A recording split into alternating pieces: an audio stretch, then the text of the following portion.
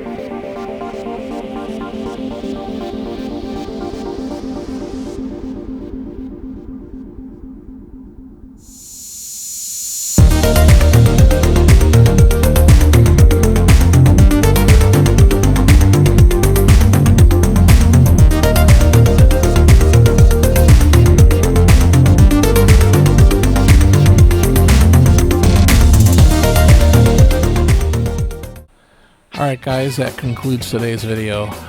Really nice flight out to the lighthouse and all around that park. And also it kind of shows the difference between the two cameras, that being the Air2 and the FPV, compared to my usual with the GoPro footage. Not too much happened in the air this summer 2023. Weather didn't permit too much, but I tried to get as much as I could for you guys. As always, get out there and fly, but fly safe. See you in the next video. Bye for now.